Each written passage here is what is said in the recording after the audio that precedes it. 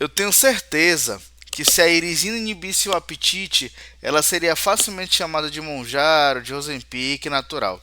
Mas ela não faz isso, né? O que a irisina faz no nosso organismo é promover reações incríveis que vão culminar com emagrecimento, com melhora da memória, tudo aquilo que a gente já conversou ontem, e hoje nós vamos destrinchar algumas das funções. Então está no ar o nosso Café com Fisiologia, a sua dose diária de conhecimento, pontualmente às 7 da manhã, de segunda a sexta. O que eu peço para você? Curta esse vídeo, compartilhe esse vídeo, pega o link, joga na sua rede social, mostra que você está estudando, além de você mostrar para os seus clientes, potenciais clientes, empregadores, você ainda ajuda o nosso canal a crescer, beleza? Então, vamos embora para o nosso conteúdo.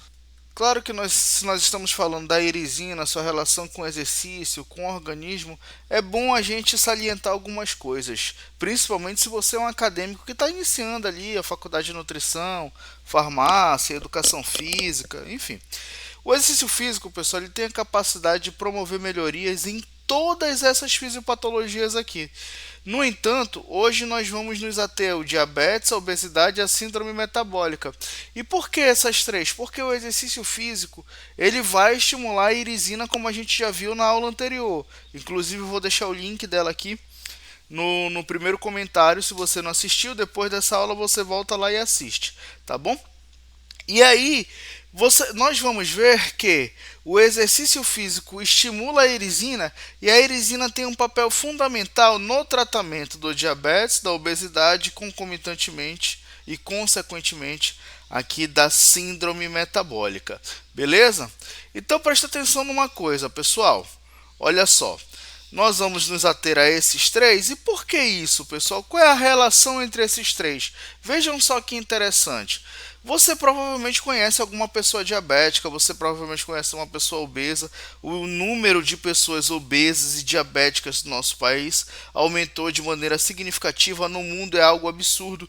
E isso foi agravado após a pandemia.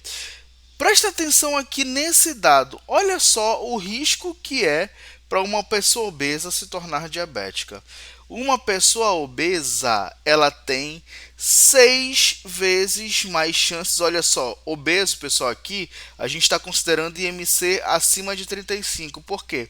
Porque o IMC acima de 30, aqui de 25 a 29, ainda é um IMC que tem baixo risco ali. Acima de 30 é já considerado obeso, e os obesos mórbidos ou obesos tipo 3 ali, o obeso severo, ele tem 6 vezes mais chance de desenvolver o diabetes. E o diabetes é uma doença inflamatória, pessoal. Diabetes é caracterizado pelo o excesso de açúcar no sangue. Então isso traz inflamação para o nosso organismo.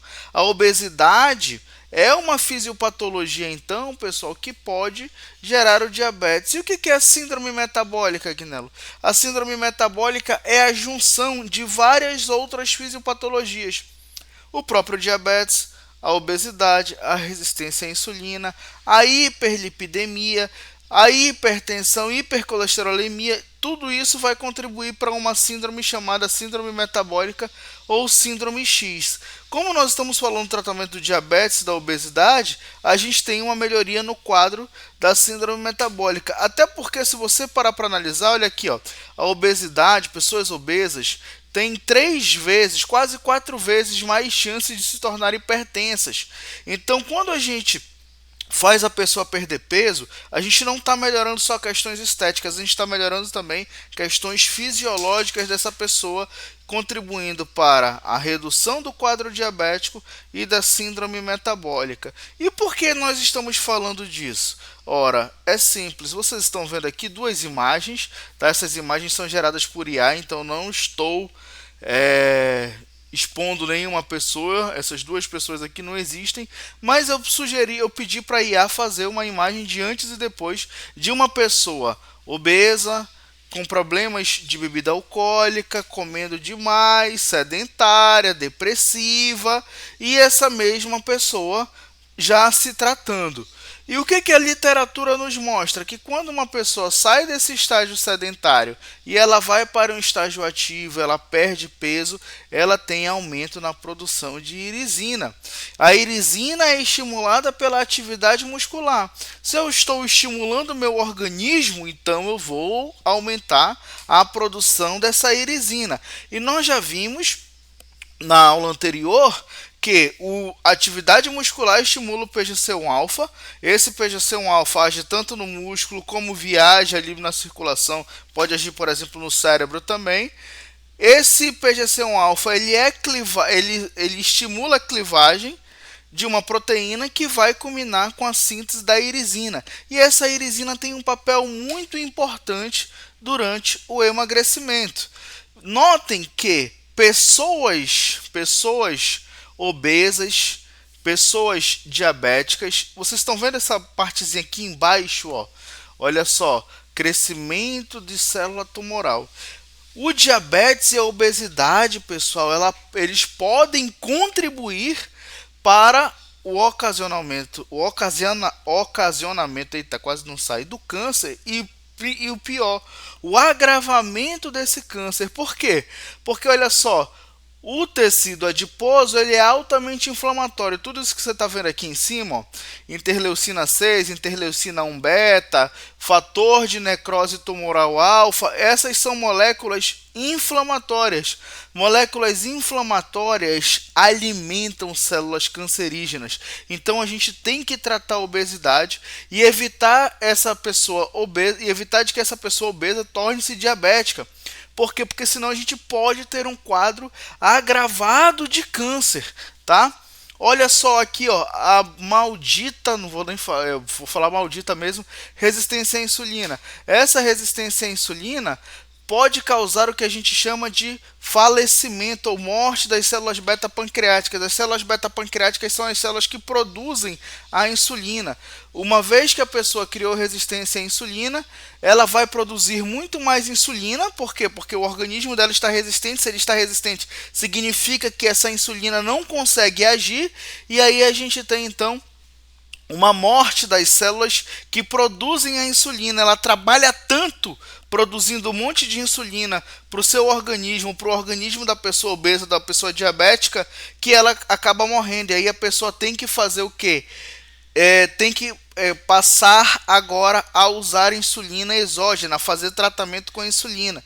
E essa pessoa vai ter, então, consequentemente, se ela não estiver fazendo o tratamento certinho, hiperglicemia, como vocês podem olhar aqui na imagem, sigam a setinha aí.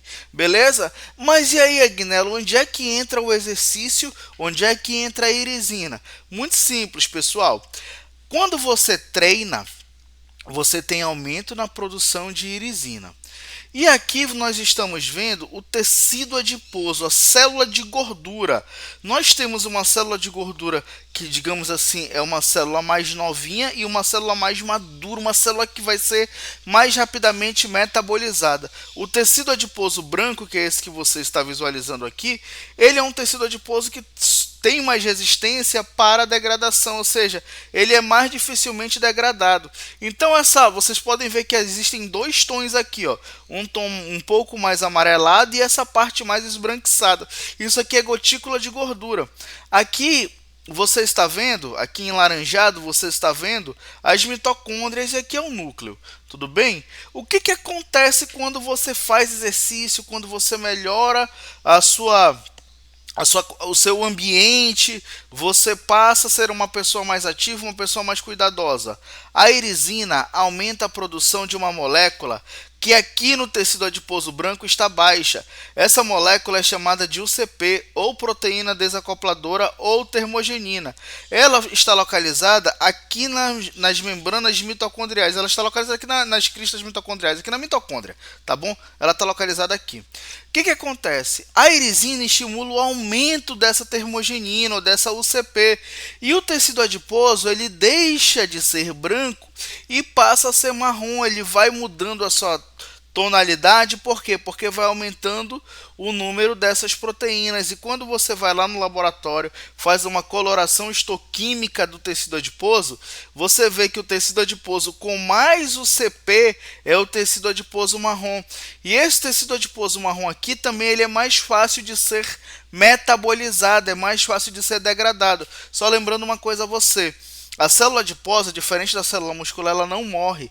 Então o que acontece? Esse tecido adiposo aqui, ele vai sofrer diminuição do seu tamanho com maior facilidade quando comparado ao tecido adiposo branco. E aí a irisina então vai ocasionar por consequência no tecido adiposo marrom o aumento do gasto energético, uma maior sensibilidade à insulina, e isso induz então a perda de peso. É por isso que é muito importante nós estimularmos a atividade da irisina. E como nós estimulamos isso? Com exercício físico, exercício intervalado, exercício contínuo, musculação. Agora, a maneira como você vai fazer isso é que é o X da questão. E aí, pessoal, vejam só que interessante. Quando você compara o tecido adiposo de uma pessoa magra com o de uma pessoa obesa, você pode visualizar aqui, ó, do lado direito do vídeo, o tecido adiposo de uma pessoa obesa. Essa pessoa, então, ela sofre mais com inflamação e resistência à insulina, enquanto de uma pessoa magra não sofre tanto com isso. E por que eu estou falando isso? Porque é muito mais difícil você fazer com que uma pessoa que sempre foi obesa emagrecer do que você pegar uma pessoa que ganhou uns quilinhos ali nas férias e você fazer essa pessoa perder 4, 5 quilos. Por isso, naqueles antes e depois, de quem já era magro, é muito mais fácil de acontecer com quem nunca foi magro. Tudo bem? Essa pessoa possui muito mais inflamação. E aí vem agora uma deixa aqui para você. Você precisa conversar com essa pessoa, não é só prescrever o exercício, não é só prescrever a dieta, não é só prescrever o remédio, é você conversar com essa pessoa para que ela tenha uma mudança de estilo de vida. Não simplesmente faça só aquilo que você está prescrevendo para ela naquele momento. Se você, por exemplo, é um personal trainer como eu, não é só a pessoa ir lá e se exercitar, é ela também se exercitar, mas ela precisa fazer dieta, ela precisa se afastar de pessoas que vão induzi-la a ingerir bebida alcoólica, a comer demais, a tudo isso. Por quê? Porque você já viu que a obesidade estimula diabetes tipo 2, câncer, síndrome metabólica e etc. Muitas outras coisas que a gente acabou discutindo aqui. Beleza? Pessoal, vídeo de hoje, muitas informações foram repassadas a você. Eu espero que você tenha gostado, eu espero que você curta, que você ative as notificações, que você compartilhe esse vídeo com outras pessoas, e amanhã às 7 da manhã nós nos vemos de novo. Grande abraço.